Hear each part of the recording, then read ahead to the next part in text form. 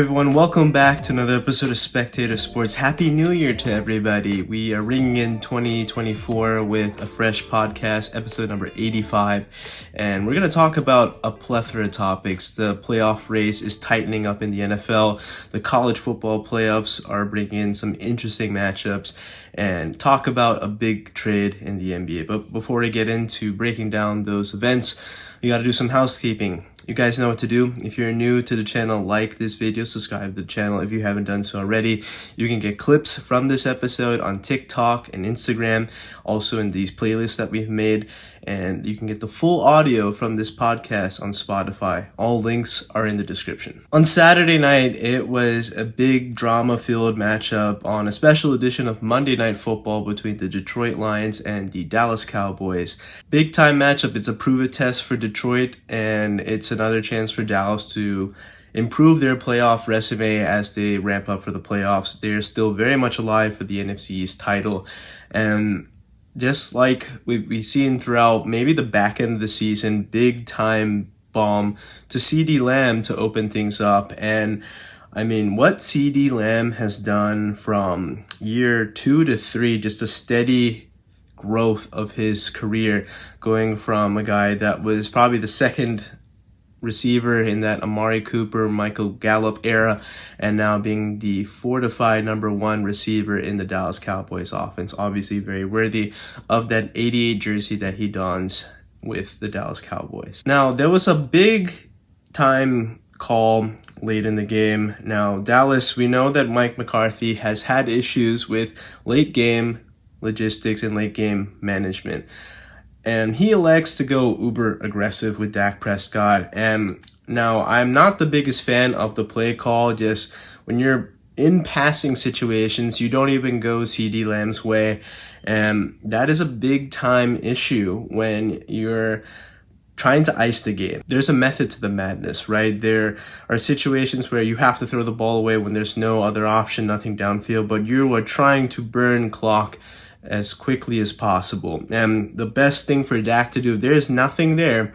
You lay down, you take the sack, clock continues to run, and Detroit gets the ball with minimal time left on the clock. Yet again, Dak panics, he throws the ball away, and that gives Detroit some time, which they use to get a touchdown. Now, on Detroit's side, it posed some interesting questions, whether you go for 2 for the win or play for overtime. Dan Campbell has been a very aggressive coach. He comes up with interesting play calls. He's a gambler, and we love that. I think this was a good opportunity to go for that 2-point conversion. Now, the issue is that with the referees that we've seen throughout the last couple of years, and I've been on this platform complaining about referees and their accountability in this league in particular, and you can clearly see that the offensive tackle is reporting as eligible, and what that means is that he is an option to catch the football in whatever play that the Lions have designed. Now, the problem is, for whatever reason, that hasn't been taken into account. He is deemed an ineligible receiver due to not reporting. Replays show otherwise, and this means that the Detroit Lions had to take a 5-yard penalty. And at that point, right call or not right call, you kick the extra point. To get a 2-point conversion from the 2 or even the 1 isn't easy to do.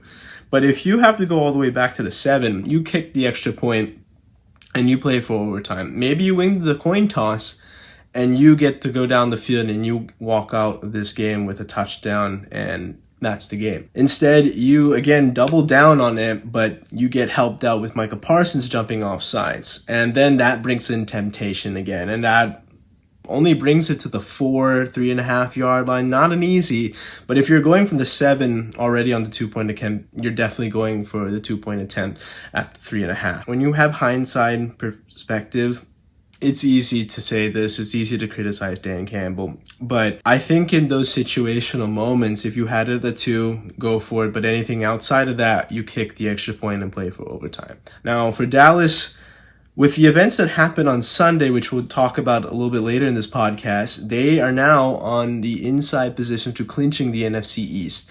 And that means is they already have the head-to-head tiebreaker over Detroit, and that probably means that they will have the 2 seed come postseason time. They are a dominant team at home at AT&T Stadium. They haven't lost for the last year and a half, and if they continue this run, they have a really good shot at making the NFC Championship game for the first time in almost 30 years.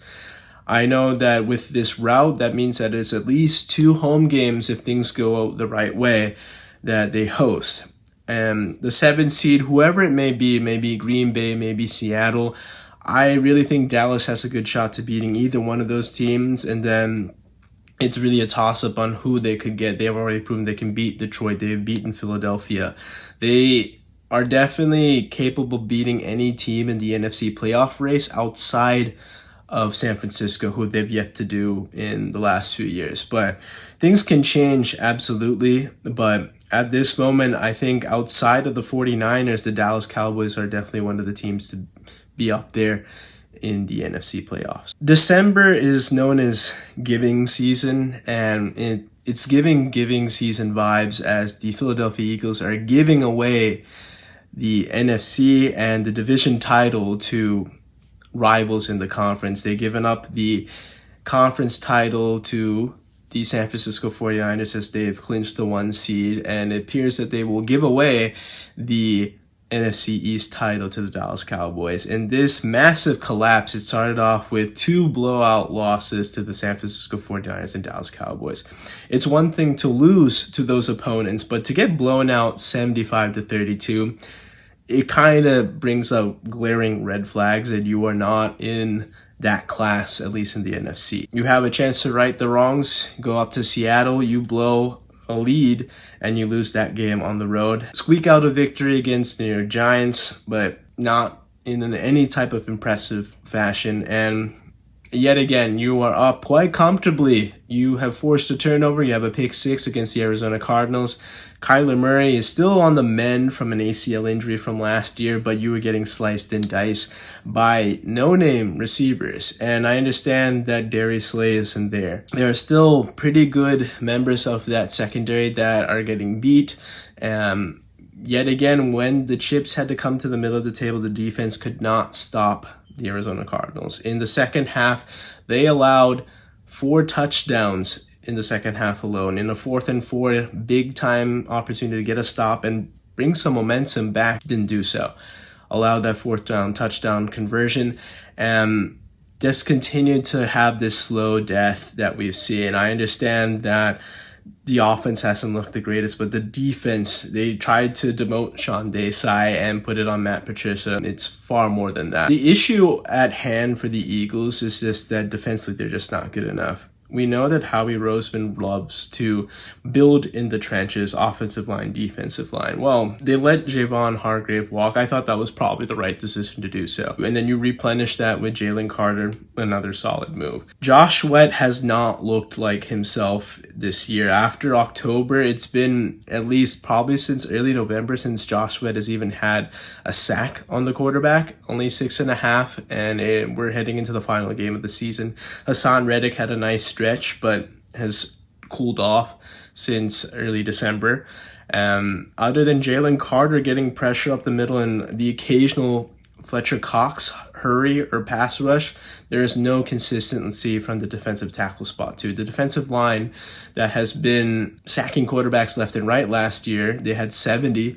They have barely eclipsed half that mark this year. And that's a huge issue when you have a secondary last year that was kind of suspect at times. They were a little grabby, and they're getting exposed now because they don't have that luxury of having a quick pass rush to get to the quarterback in a short amount of time. And with the injury to Darius Slay, that's meant that Barry has had to take on more, means more for Keely Ringo. And I think Ringo is a guy of the future, but it's clear that James Bradbury has no ability to run with faster receivers anymore. Yes, he has the length, but when cornerbacks lose that even half step, that is a huge issue when you're going up against those faster wide receivers on the outside. And unfortunately for the Eagles, they decided to re-up with Darius Slay and James Bradbury. At the time, I thought those were good decisions to keep some continuity in the secondary. But now, You're seeing a guy enter his just turned 30 in James Bradbury. He is slow. He is not there anymore. And you're stuck with this albatross of a contract for the next 2 to 3 years. His dead cap is going to be a massive hit in your cap situation. Darius Slay may be a salvageable piece for another year, but that is it. I don't think he has a lot left, and he's already injured right now. They tried Kevin Byard. It's been not that great. I think Reed Blankenship is the only guy I'm consistently comfortable with, but even him, he's missed tackles, he's missed assignments as well. And another thing with that is a big issue for the Eagles organization is that they don't have any emphasis at the linebacker position. Heading into camp, we were talking about undrafted or older vets that were going to be starters in the linebacker positions. Yes, they had Nakobe Dean, but Nakobe has been injured. And maybe he was ready or maybe he was available. It would have been a different season. But regardless, none of these linebackers have been able to prove that they can cover in the passing game. I understand linebacker hasn't been a big priority for this organization since I've been a fan, but they need to focus on that. They need linebackers. Look at the 49ers. They have a great D-line and a great secondary, but they have Fred Warner and Dre Greenlaw in the linebacking room. They need at least one of those guys for Philly to even be within sniffing distance of a defense like that. The fact that the middle of the field is just so easily exposed in inside slants or holes in the zone, that is a huge problem for Philly. I understand that Howie doesn't like to use assets, at least even allocates very minimal assets to that type of position, but it's going to have to be reevaluated next year. DeAndre Swift is a guy, at least on the running back position, that I think definitely deserves a big contract, or at least a contract extension. I don't know what the number is, but again, Howie Roseman is tentative of giving running backs contracts. He lets a revolving door of running backs come in, but the problem is that you're not going to have the same offensive line. We know that at least Jason Kelce may be done after this year. He is getting older. I don't know if he wants to go through the rigors of another strenuous season. Then you have Lane Johnson, who is probably last 2-3 years of solid productive play. I think he'll make the Pro Bowl this year. I'm not sure about all pro, but he's a very good right tackle, but doesn't have a lot left. That's really it. I mean, Landon Dickinson, I think he'll be up there in the Pro Bowl regards as well. Cam Jurgens hasn't been the most reliable piece, but he has some potential. But Jordan Mailata has been up and down. I think Jordan, if anything, is outside of football guy that he is, he's hilarious. He's a great personality, but slightly overrated as a player because he gets a lot of holding calls and at the most inopportune times. And to talk about that issue, there was a sequence when the game was tied 28-all, and you have 1st and 10. You run a play, and Jordan Mailata gets called for holding 1st and 20. Brian Johnson calls 2 quarterback runs with Jalen Hurts, and they get you in a 3rd and 20 situation or 3rd and 19. That is uber conservative play calling there when you have so many talented pass catchers like Devontae Smith, AJ Green. That is a huge problem when you have so many talented receivers. You have Dallas Goedert, Devontae Smith, and AJ Brown. AJ Brown was on this crazy pace in October and then has since tailed off. Understand that things regress to the mean, but there's been times that he is just not even part of the offense. I'm not sure what really is the issue is. This offense is way too talented to be struggling to put away a team like the Arizona Cardinals away. They were 3-12 heading into this matchup. And for them to upset the Eagles and disrupt their playoff flow, I know they haven't been playing the best football, but at least they would have had a chance to have the division, a home playoff game, possibly 2 with the 2 seed. But they'll have to go on the road now, and that's just the price you pay for trying to recreate the same magic and not being able to look at different methods. I think from an organizational standpoint, this is a massive collapse, and we have to talk about Nick Sirianni, the coaching staff. I think Brian Johnson may take the fall for Nick Sirianni's issues as a head coach. Now, and next year, if things continue like this and we're seeing things boil over, Nick Sirianni could be on the hot seat if things don't go well next year. It's just not acceptable to be 10-1 and then fall to 11-5, and now you're playing on the road in the postseason. The Eagles will have a short stay in the postseason at this rate. It would take something miraculous for things to change. I just don't see it right now. They have been exposed as frauds. They have been exposed as pretenders, exposed every which way. And it may take a big offseason to retool this roster that is going to take a lot of hard conversations, going to take a lot of rebranding and maybe changing what your identity is as a team. But things have to change to keep up with teams like the Cowboys and the 49ers in the NFC. The Baltimore Ravens have secured the top seed in the AFC, and now next week's game against the Pittsburgh Steelers basically means nothing to them. They did so with a game in advance, and things in the AFC will be going through M&T Bank Stadium. What this means for Baltimore is that they have been continuing to be the best team in the NFL. This recent stretch where they beat San Francisco and now Miami, and quite handedly too. I mean, allowing only 19 points a game to two of the better offenses in this league and beating them by at least 14 points. They hung up 56 on the Miami Dolphins. I know that the Dolphins defense isn't anything absolutely extraordinary like what we've seen from the 49ers, but 56 in any NFL game is a ton of points. They still have Jalen Ramsey, a pretty decent secondary with Javon Holland, for example. But in this sequence, Lamar is cooking. I mean, Lamar had 5 touchdown passes, 321 passing yards. He is locked up MVP. He put his name in the front of the list last week when he had a great performance and Brock Purdy had a dud. Now, with this performance, it cements him as being the MVP of the 2023 season. That will be his second MVP. And comparatively to that first time in 2019 where they went 14-2, I think this time it'll be a little bit different. They have been through the rigors of ups and downs in the postseason, some disappointment, and then not making it in 2021, and then Lamar missing the last 2 postseason runs. He's back. He's healthy. And again, they're doing this without some key guys. I mean, they don't have Mark Andrews. They've had some revolving doors in the receiving room. They've been able to do so. They've been a team that's persevered through injuries and just simply continued to be this true freight train of a team that can blow out some of the best competition in this league. I think out of the teams that I trust the Ravens because they can do it on both sides of the football. The defense has extended their lead with 3 turnovers against Miami. They lead the league in sacks now with turnovers as well. The running game is just so dynamic, whether it's Gus Edwards or some other back. They have Lamar as well as an option. It's going to be either Zay Flowers, Odell, it could be Nelson Aguilar, it could be Rashad Bateman.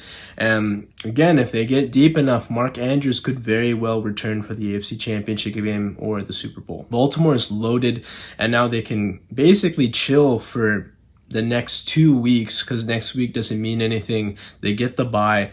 Their next significant game will be 3 weeks. That is a ton of rest to prepare, to rest, to get the body right for a big postseason run. I think right now Baltimore really has what it takes to be Super Bowl favorites, and they very well could be in the Super Bowl in February. For the Dolphins side of things, with this loss, that means that they could end up missing out on clinching the AFC East title this season. Losses to Tennessee and other teams throughout the year have been problematic, and they already lost to the Bills up in Buffalo earlier this year. They have a big test at home. The thing is, injuries are piling up. They lost Jalen Phillips, and now, unfortunately, they've lost Bradley Chubb, their marquee pass rusher. It's coming at the worst time. We know that Tyreek has been banged up with the ankle, and he's not 100% either. So there's some issues. Jalen Waddle is also hurt as well. So there are some issues and injuries piling up. We know that Tua also had to step out of this game, probably just out of precautionary reasons. I think he'll be a full go for Sunday's AFC title championship game. But the way the Bills are playing recently hasn't looked pretty, but they have looked more impressive, and they have had Miami's number in recent years. In every significant matchup, especially later in the season, Buffalo has beaten Miami. There was a meaningless matchup in 2021 where the two teams met, and Tua had a chance to go up to Buffalo, with Buffalo maybe playing their players for like a half, failed to do so. He didn't show up, and basically Miami crashed and burned up in Buffalo. Now this time he gets this game at home. It's a big test because if he can win this, at least that means you get the 2 seed. You get a couple games in Miami, and that's huge. I mean, winning a division title is big for Tua's development and him proving that he is one of these elite quarterbacks of this league. But if he fails to do so, that pretender that Tua shrinks in big moments narrative is going to continue to grow. Out of these 2 teams, they've looked sloppy all year in certain stretches, but they also can look really good in other stretches. I think right now, out of the 2, I've been hard on Josh Allen in the turnovers, just as hard as I've been on Tua. But between the 2, I trust Josh Allen just a little bit more, because when it comes down to it, he has only been lackluster against a Patrick Mahomes or a Joe Burrow. I don't see that on the other side. I haven't seen Tua prove it yet. I've seen Josh Allen prove it just a little bit more despite the mixed bag of offensive production. I would trust Josh Allen and the Buffalo Bills to go down to Miami, steal the AFC East title. And what that means is they host a first round matchup. They probably would get the 2 seed the way the playoffs have shaken out. And they would have home field advantage if they were to play the Kansas City Chiefs, something we haven't seen in this Josh Allen, Patrick Mahomes rivalry. But that's a story for another day. I think Buffalo has the inside track over Miami. On New Year's Day, we saw the college football playoffs start off with the semifinal matchup at the Rose Bowl with Alabama taking on 1-seeded Michigan. And this is Jim Harbaugh's best chance to win a national championship. They have come short several times. I mean, the last 2 appearances they've made it, but they fell short of even making the national championship. But there were a lot of times where it felt like Alabama was going to walk out of here with an upset win, and they outplayed them, especially really well in the second half. They were leading within the last 3 minutes of the game, where that's when J.J. McCarthy got going with a fantastic clutch drive. And between him and all their talented pieces on offense, simply just using misdirection. I mean, with the jet motion that we're seeing in the NFL, that a lot of that's been coming from college. And a simple, great play to open up the receiver out on the left wing for the tying score. It felt like Michigan was doing everything they could to give Alabama the win. I mean, miscues on special teams, the first one being the missed extra point, could have made it 14-10 rather than 13-10. And then there was a missed field goal as well that was off of a turnover. And we also saw a muff punt that very well could have ended the game if either he muffed it and Alabama recovered it, or muffed it into the end zone and had to take a safety. And thankfully, Michigan escaped with a win. It felt more like Alabama just couldn't take advantage of all the mistakes. They did take care of some of the mistakes and took advantage of that. In overtime, it just felt like Michigan, after getting that game-tying score, getting the opening toss, they had a great drive. I mean, quick 2 plays, punch you right in the mouth with a nice jump cut by Blake Herm.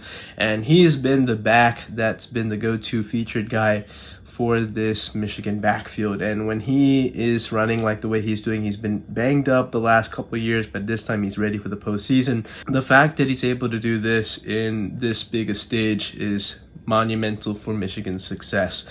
That jump cut propelled them to the go-ahead score, and Michigan's defense, who's been tested throughout the year, they've been good in key situations, and yet again, on 4th down, had to get a score, just simply couldn't do so. Shut down that simple draw play. It was pretty keen that they were going to load up the box, because it seemed like Jalen Milroe wasn't going to be able to throw it down the field, as the Alabama offense looked very limited in this game. For Jim Harbaugh, I mean, he outcoached Nick Saban, the greatest coach in college football. Looking at Alabama, what their future is, I mean, the SEC is going to get more competitive, unfortunately. It's going to be Texas and Oklahoma joining the SEC.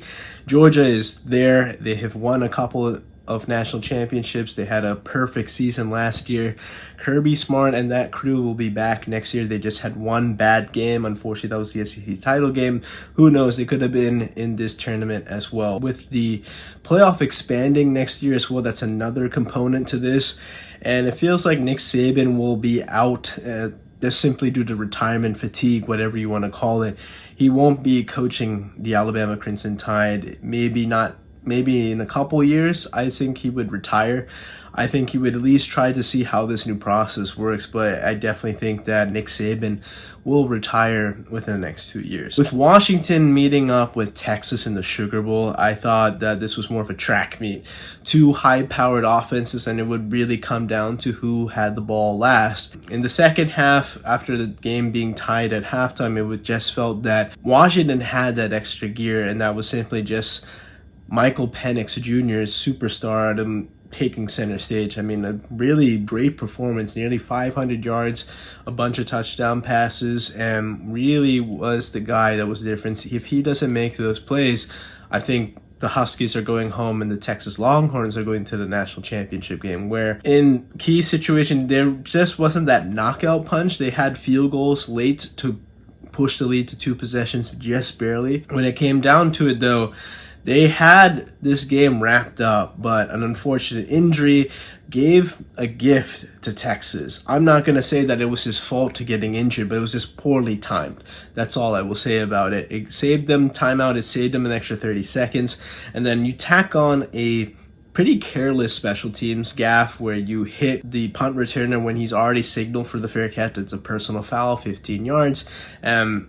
It's kind of, the game is on at that point. All you got to do is get a big play, which they did, and you're about 20 yards away from Pater to stealing this game. And I really thought that they would be able to pull off the feat because it had a couple nice chances. I think play calling by Steve Sarkisian kind of broke down inside the 25-yard line. But, you know, with such limited time, the playbook is kind of limited to 4 vertical routes or maybe a couple crossing things.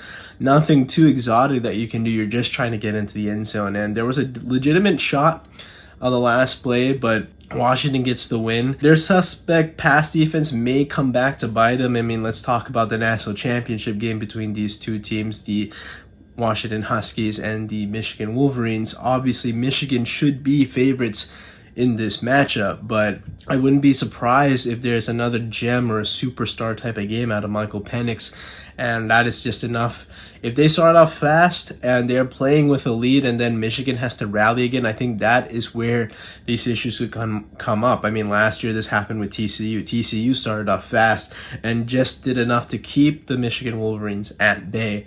I think, if anything, Michigan just has to play another really good game, no turnovers, and again, they should also play with the lead. I don't think Washington is built to come back from big rallies. They have been excellent at close games. That has been their whole thing this entire year. I mean, I haven't seen a team get into the national championship winning so many tight ball games. I mean, 2 against Oregon, another one in the college football semifinal, but here we are, Washington, Michigan for everything next Monday. If I had to say it, I would lean Michigan just because they have the better program. They have a lot more talent.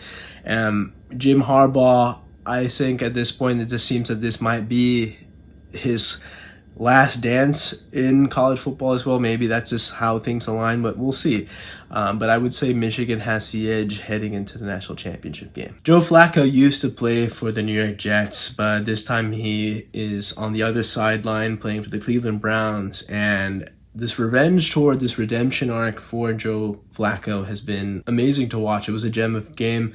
And the way the offense is clicking now, they just needed somebody to pilot this offense. Kevin Stefanski has been a great play caller. He has a great offensive mindset. Even bereft of weapons, no starting quarterback, no Nick Chubb from week 2 onwards, doing with it Jerome Ford and then Amari Cooper and the guys, as the wide receiving room is not well known outside of Amari Cooper.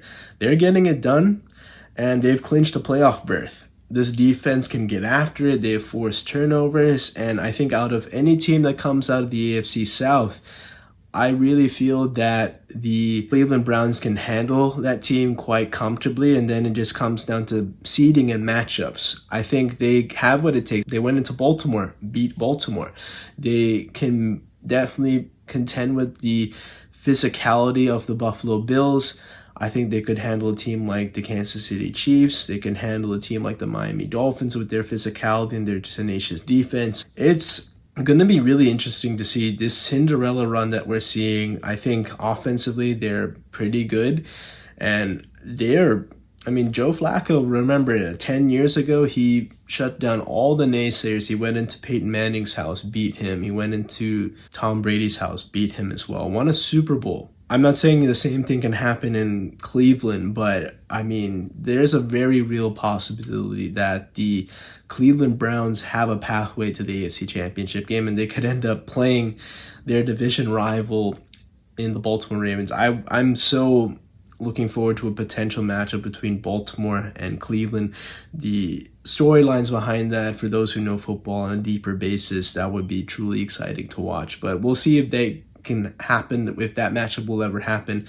But Cleveland has something there. I think they have a really good shot to make the AFC Championship game. The Bears have an issue. They have done well in recent weeks and just missed out on the playoffs, but the questions are now concerning their head coach and their starting quarterback. With the Carolina Panthers clinching the number 1 pick for the Bears, that means that the Bears are technically on the clock. They have the first overall pick in the 2024 draft. What this means is that they have a chance to make a bunch of moves. They could stick with Matt Eberflus and Justin Fields and then use the pick at 1, trade down. There are so many options here. Let's break down the head coaching staff in Matt Eberflus. I think Matt Eberflus has done well after the 0-4 start, but the defense has still had some issues. I think there's some key pieces there, especially after getting Montez Sweat, and having him under contract for the foreseeable future is big for the Bears. But I still haven't seen enough out of Matt Eberflus as a head coach to say that he has earned another year back. They need an offensive mind to tutor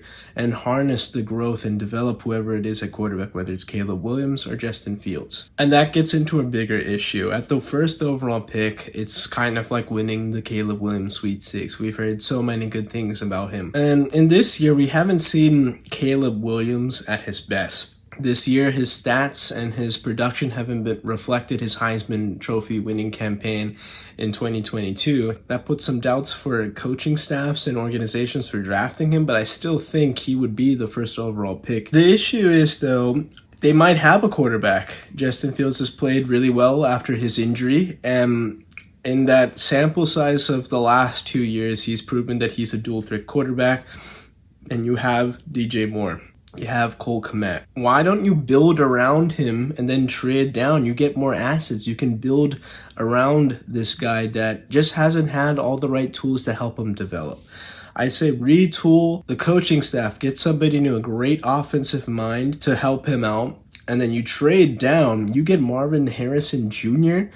to pair with DJ Moore, who's one of the more established wide receivers in this league. Fortify the offensive line.